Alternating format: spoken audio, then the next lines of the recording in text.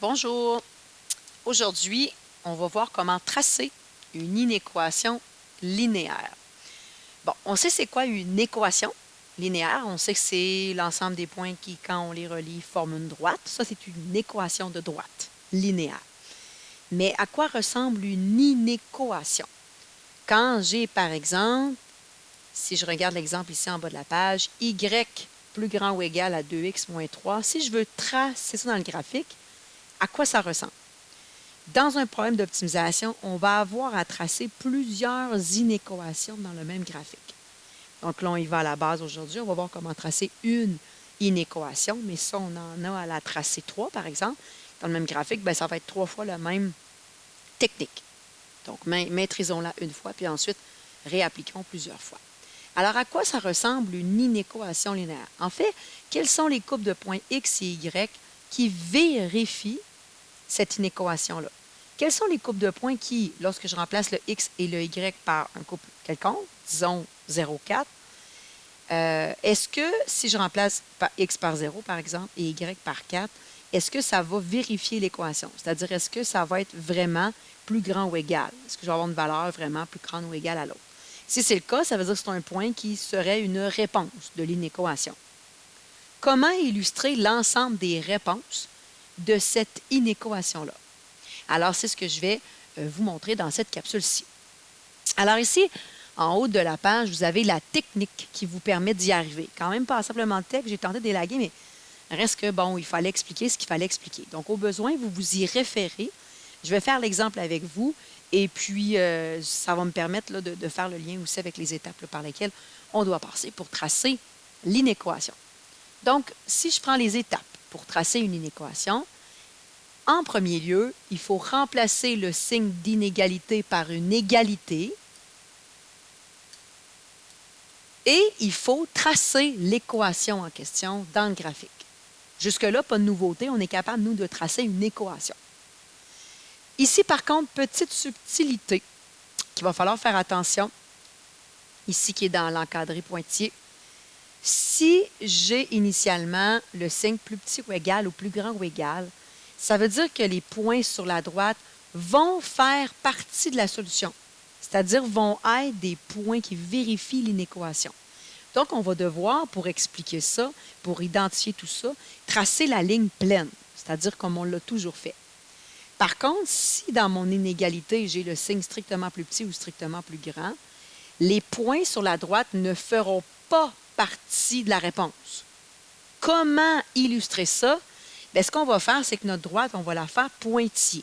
Ça va être la manière qu'on va utiliser pour communiquer le fait que les points sur l'équation, qu'on va appeler la droite frontière, ne font pas partie des réponses possibles. Alors, on va aller faire la première étape, donc, pour aller tracer, représenter y plus grand ou égal à 2x moins 3, bien, dans un premier temps, étape 1, on trace la droite y égale 2x moins 3. Bon, pour tracer cette droite-là, on a vu ça précédemment. Deux techniques. On peut se faire une table de valeurs, avoir des coupes de points et relier tout ça. Ou bien on fait la technique des bonds avec le taux de variation. En considérant ici que si le taux de variation est 2, ça c'est comme si c'est 2 sur 1. On sait que le taux de variation, c'est la variation des y sur la variation des x. Donc on peut se servir de ça en partant de la valeur initiale qui est moins 3 pour aller placer nos points et relier éventuellement. À vous de voir laquelle des deux techniques qu'on a vues précédemment vous allez utiliser ici pour tracer la droite. L'une ou l'autre, n'importe pas, vous pouvez y aller au gré du vent. Disons que ici, je complète la table de valeurs parce qu'elle est déjà là. J'ai déjà déterminé que le x choisissait 0, 1, 2. Je vous rappelle que la variable indépendante, vous y allez comme vous le désirez, elle fait vraiment à sa tête. Moi, j'avais déjà placé 0, 1, 2, mais vous auriez pu placer n'importe quoi entre moins 10 et 10. Question d'être capable de la tracer ici. Donc, si je remplace le x par 0 dans l'équation de la droite, x qui vaut 0, donc 2 fois 0, moins 3, ça fait moins 3. Si je remplace le x par 1, 2 fois 1, 2, moins 1, moins 3, pardon, moins 1. Et si je remplace le x par 2, 2 fois 2, 4, 4 moins 3, 1. Ça me fait 3 coupes de points à aller placer pour aller tracer ma droite qu'on va appeler droite frontière. On va aller l'indiquer là, dans quelques instants. Fait que je vais aller placer les points. 0, moins 3, ça c'est ma valeur initiale. La droite passe sur l'axe des Y à moins 3. 1, moins 1 et le point 2, 1. Bon, ici, vous êtes habitué, vous placez vos points, vous reliez, vous faites votre droite. Vous avez le réflexe tout de suite de le faire. Faites attention, ici, on doit se questionner avant d'aller tracer la droite en question. Et je reviens à l'encadré ici qui était pointillé. Dépendamment de quel signe d'inégalité j'ai, je vais tracer ma droite pleine, donc de manière régulière, ou pointillée. Donc, il faut vraiment s'arrêter pour réfléchir avant de tracer. Ici, le signe, c'est plus grand ou égal, donc la droite va être pleine. Donc, on la trace comme on l'a déjà vu. Ce que ça veut dire, c'est que les points sur la droite vont faire partie des réponses possibles. Donc, en faisant pleine, c'est comme ça qu'on communique que c'est le cas. Alors, c'est ce que je vais aller faire ici. Je vais aller tracer ma droite en question. Donc, voici la droite pleine. Et cette droite-là, je vous l'ai dit il y a quelques instants, on va aller l'indiquer. On va appeler ça une droite frontière. Frontière, comme une frontière entre, disons, le Canada et les États-Unis, elle coupe deux pays, chaque côté, Canada d'un côté, États-Unis de l'autre. Donc, c'est tout ce qu'on appelle une droite frontière. Maintenant, une fois que ça, c'est fait, donc jusque-là, ça va bien, tracer une droite, ça va bien. Après ça, ce qu'on va avoir à déterminer, c'est ce qu'on appelle à l'étape 2 la région solution. Parce que dans les faits, l'ensemble des points qui vont vérifier cette inéquation-là va être l'ensemble des points ici en haut ou bien l'ensemble des points ici en bas de ma droite frontière, incluant celle-ci. Comment déterminer mes réponses? Sont-tu là ou sont toutes là? Comment déterminer ça? Alors, ce qu'on va faire, c'est que ce qu'on doit faire, c'est ce que je t'indique ici dans l'étape, c'est qu'on choisit un point d'un côté ou de l'autre de la droite pour faire un test. Bon, vous pourriez prendre n'importe quel point d'un bord ou de l'autre. Ce que je vous propose, c'est que quand le point 0, 0 n'est pas sur la droite, donc quand le point 0, 0 est d'un côté ou de l'autre de la droite, bien, prends-le. Parce que tu vas t'en servir algébriquement. Puis le point 0, 0, on l'aime bien, parce que 0, 0, avec des zéros, ça se calcule bien. Donc, quand le point 0, 0 n'est pas sur ta droite frontière, je vais t'inviter à prendre ce point-là. Par contre, si la droite passe par le point 0, 0, tu ne peux pas le prendre pour faire la vérification à l'étape 2. Parce que l'étape dit bien de prendre un point d'un côté ou de l'autre de la droite frontière. Fait qu'il faut vraiment faire attention ici. Fait que ce qu'on va faire avec, ici, on peut prendre le point 0, 0. On va le prendre et on va prendre l'inéquation de départ. Et ce qu'on va faire, c'est qu'on va prendre le point en question, on va indiquer le point qu'on prend, et on va remplacer le x puis le y par ses coordonnées. Donc, je vais remplacer le y par 0 et le x par 0.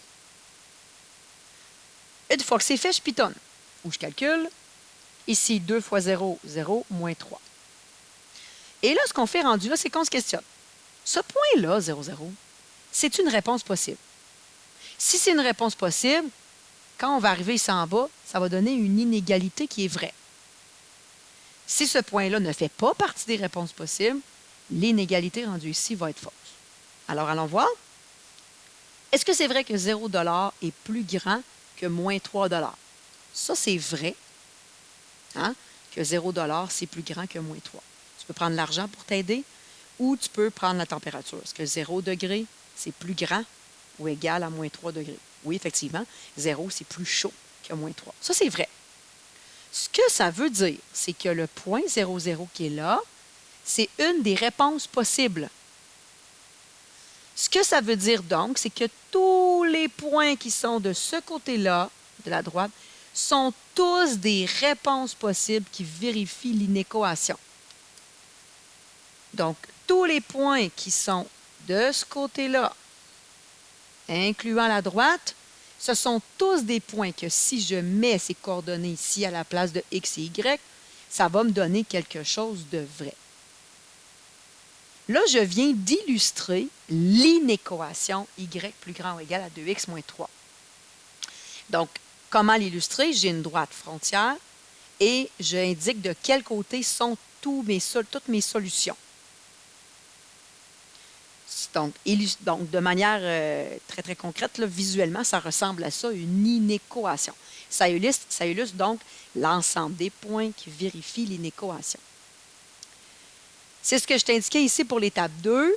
Si ce qu'on lit dans l'inéquation est vrai, ça veut dire que le point fait partie de la réponse et donc on colorie le côté de la droite où le point se trouve. Okay? Si jamais tu remplaçais par un point qui est d'un côté ou de l'autre de ta droite frontière et ce que tu lis à la fin, c'est faux, ce que ça veut dire, c'est que le point ne fait pas partie de la réponse. Donc, on colorie l'autre bord du point en question que tu as testé. OK? La région que j'ai tracée ici s'appelle une région solution. C'est son nom. Et c'est ce qui est indiqué ici en bas. La région colorée, c'est ce qu'on appelle la région solution. C'est l'ensemble des points qui sont des réponses de l'inéquation de départ. Donc, des solutions, c'est comme si c'était des réponses possibles. Ce que tu peux faire, une fois que tu as tracé tout ça, tu peux faire une vérification qui est facultative. C'est-à-dire que je ne suis comme pas certaine là, de ce que j'ai fait. Bien, tu pourrais prendre un point ici qui fait partie de ta réponse. Tu pourrais refaire le travail ici. Donc, rentrer à l'intérieur ton X, ton Y de ton point choisi. Et là, comme ton point est du bord de ta réponse, ça devrait donner quelque chose de vrai au bout. Si c'est le cas, parfait. Tout va bien, la vie est belle. Si ça arrive à faux, puis que tu as pris un point dans ta réponse, dans ta région de solution, il y a le quoi qui ne marche pas. Il va falloir que tu cherches ton erreur. Donc, c'est la technique pour tracer une région solution, tracer une inéquation. Okay. Au niveau des traces, qu'est-ce que je veux voir? Parce qu'ici, il y avait une portion qui était déjà remplie. Alors, je vais t'indiquer ici qu'est-ce que je m'attends à voir. Donc, ici, par exemple, pour aller tracer ça, je vais t'inviter à le faire par la suite. Pour aller tracer ça, voici les traces que j'aimerais voir. Okay? Alors, l'étape 1 pour aller tracer une région solution, c'est d'aller tracer la droite frontière. Donc, tu m'écris 1, étape 1, tracer. Tu m'écris ce que tu as, mais en remplaçant le signe d'inégalité par un égal. Parce que la première étape, c'est de tracer ta droite frontière. Et une droite, c'est avec un signe d'égalité. Okay? Donc, tu m'écris ça. Bon. Ici, après ça, tu vas peut-être isoler ton Y pour t'aider. Tu vas peut-être faire une table de valeurs pour tracer ta droite ou utiliser la technique des bons. À toi de voir. Après ça, tu traces ta droite. Étape 2, je vais voir étape 2. Là, tu peux m'écrire ce qu'on appelle RS pour région solution. Ce que je dois voir, c'est l'inéquation de départ. Donc, l'inéquation qui est dans ta question, super important. Je dois voir le point que tu vas essayer, qui est d'un côté ou de l'autre de ta droite frontière. Je dois voir ce que tu fais. Et à la fin, quand tu vas arriver avec quelque chose plus petit que quelque chose, je veux que tu m'indiques à côté, est-ce que c'est vrai ou est-ce que c'est faux ce que tu viens d'écrire? Parce que moi, je ne sais pas si tu as compris si tu ne m'écris pas ça. Donc, tu m'écris ça, j'ai écrit, mettons, 4 plus petit que 8, c'est vrai. Tu m'écris vrai. Donc, ça veut dire que le point que tu as choisi au départ fait partie de ta réponse. Donc, tu dessines du côté de ce point-là. Si tu arrives au bout et que ta réponse, c'est faux, ce que ça veut dire, c'est que le point, ce n'est pas une solution. Donc, tu barbouilles, tu colories ta zone de l'autre côté du point que tu as testé, de l'autre bord, dans l'autre pays. Quand tu feras ces exercices-là, assure-toi d'aller te valider dans le corrige des notes de cours complétées pour voir comment j'écris les traces. Okay? Pour t'assurer d'aller bien communiquer mathématiquement de la manière dont tu l'écris. OK? Super important. Donc, voici pour ce qui est de tracer une inéquation. Super important, on va en avoir besoin dans un problème d'optimisation. Donc, tu en as ici quelques-uns. Je t'invite à aller compléter pour aller tracer les inéquations. Au besoin, bien évidemment, tu te réfères à l'exemple qu'on vient juste de faire à la page précédente. Alors voilà, bon travail.